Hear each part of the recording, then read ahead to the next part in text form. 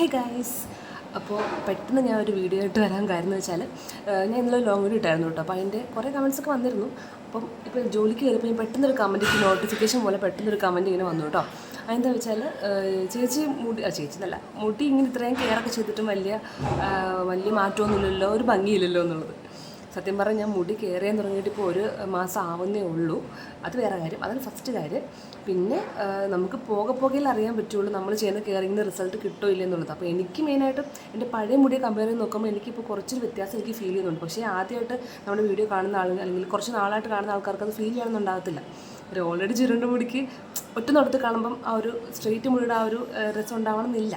അപ്പോൾ എൻ്റെയും അങ്ങനത്തെ ചുരുണ്ടുമുടി അതുകൊണ്ട് തന്നെ ഞാൻ അത് ഉള്ളത് പൊഴിഞ്ഞു പോകാണ്ട് കെയർ ചെയ്ത് പോവുകയാണ്. അപ്പോൾ ഭംഗി വരില്ലെന്നുള്ളത് നമുക്ക് പോകെ അറിയാൻ പറ്റുള്ളൂ. അപ്പോൾ അങ്ങനത്തെ ഒരു കമൻറ്റ് കണ്ടുകൊണ്ട് ഞാൻ പറഞ്ഞ കേട്ടോ. നമ്മൾ കെയറിങ്ങൊക്കെ ആണെങ്കിലും ഒരു മാസം കൊണ്ട് ആ റിസൾട്ട് കാണുന്നില്ല. പതിയെ മേ ബി ഒരു വർഷം എടുക്കുക എനിക്ക് റിസൾട്ട് വരുമ്പോൾ. അപ്പോൾ എന്തായാലും ഞാൻ വെയിറ്റ് ചെയ്യുവാണ് മുടി എങ്ങനെ ആകും, ഈ ചെയ്യുന്നതിനൊക്കെ റിസൾട്ട് കിട്ടുമോ ഇല്ലെന്ന് അറിയാനായിട്ട് ഞാൻ വെയിറ്റ് ചെയ്യുവാണ് കേട്ടോ. അപ്പോൾ ആ കമൻറ്റ് കണ്ടതുകൊണ്ട് മാത്രം പറഞ്ഞാണേ. ബൈ.